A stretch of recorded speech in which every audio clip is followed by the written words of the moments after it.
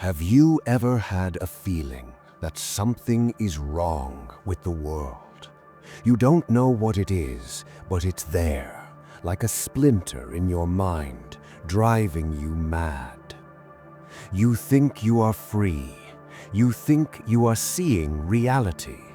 But what if I told you that everything you see, your news, your social media, your trends, your fears, is just a shadow on a wall? 2,400 years ago, the Greek philosopher Plato wrote a story that terrified the world. It is called the Allegory of the Cave. It is not just a story, it is a diagnosis of the human condition. And today, in the age of screens and algorithms, this story is more real than ever before. We are living in the cave. We are the prisoners, and we have fallen in love with our chains. Today, we take the red pill. We are going to break the chains, turn around, and walk out of the darkness. Here are 6 stages of Plato's cave that will teach you how to escape the matrix and find the truth. Welcome to Aurelius Wines. Stage number 1, the prisoners, the comfort of ignorance. Plato asks us to imagine a group of prisoners who have been chained in a deep, dark cave since the day they were born. Their necks are chained so they can only look forward at a blank stone wall. They cannot turn their heads. They cannot see themselves. They cannot see each other. Behind them burns a fire. Between the fire and the prisoners, there is a walkway where people carry objects, puppets of animals, statues of kings, and shapes of trees. The fire casts shadows of these objects onto the wall in front of the prisoners. The prisoners watch these shadows all day long.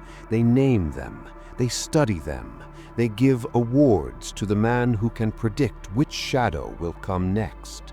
To them, the shadows are reality. They do not know that there is a world of 3D objects behind them. They do not know what a real tree looks like. They only know the flat, dark shadow of the tree. This is us. We stare at our black mirrors, our smartphones. We watch 15-second videos of happiness. We watch shadows of success.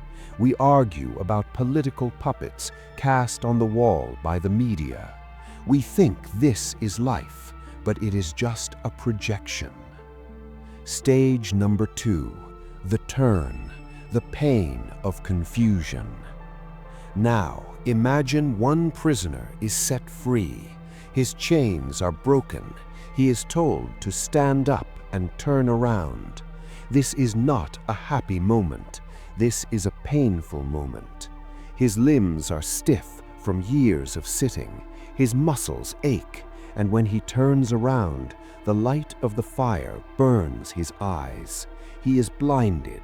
He is confused. He sees the puppets and the fire, but he cannot recognize them. He wants to look back at the wall. The shadows were comfortable. The shadows were easy. The truth hurts. This is the moment of awakening. When you first start to question society, it is painful. When you realize your friends are fake, when you realize your job is meaningless, when you realize the news is lying to you, it hurts. Most people run back to the wall. They prefer a comfortable lie over a painful truth. But the seeker of wisdom fights through the pain. He refuses to sit back down. Stage number 3, the ascent, the struggle. The freed prisoner is then dragged by force up the rough, steep path out of the cave. The path is not easy. It is jagged and steep. He scrapes his knees. He is exhausted. He resists. He wants to stop. This represents the path of education and self-improvement.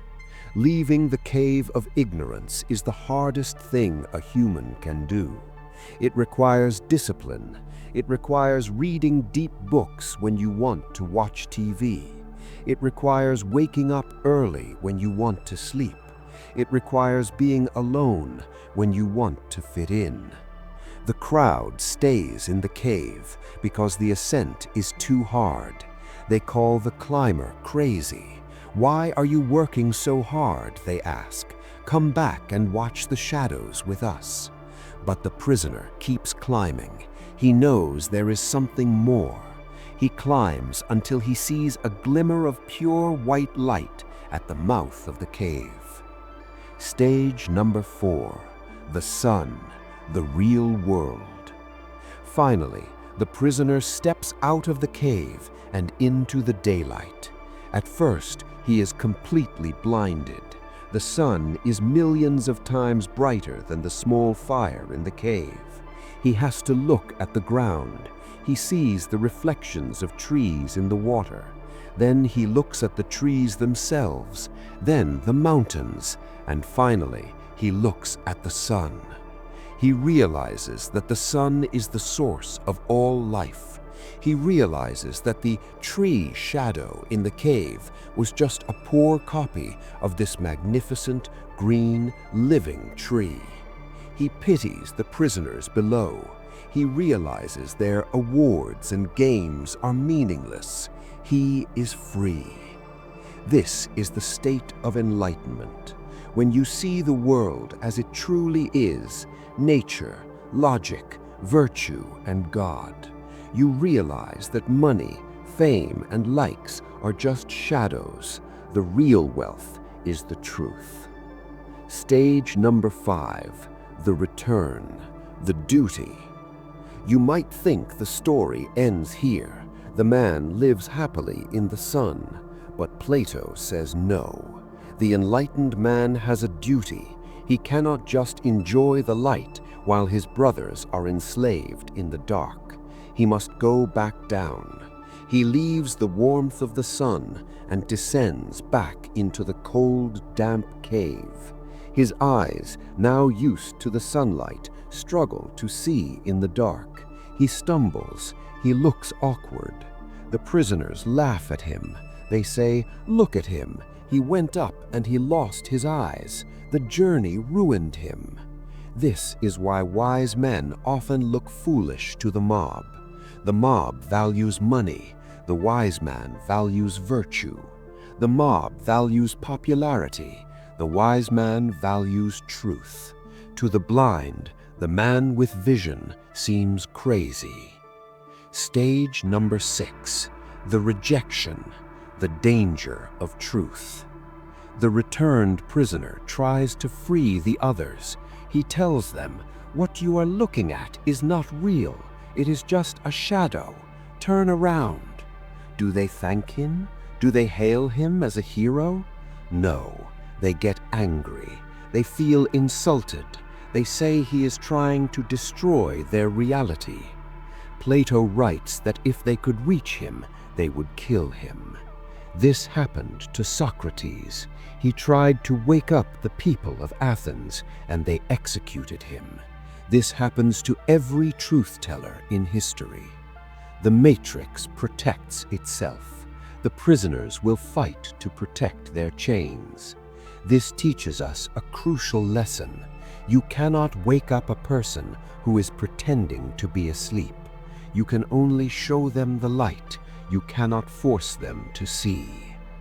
The allegory of the cave is not just ancient history. It is your life right now. Every time you choose a book over a feed, you are turning around. Every time you create instead of consume, you are climbing the path. Every time you seek truth over comfort, you are stepping into the sun. The cave is crowded. The path to the sun is lonely, but the air is cleaner up there. Break the chains, leave the shadows, see the truth. If you are ready to exit the matrix, subscribe to Aurelius Minds. Wake up.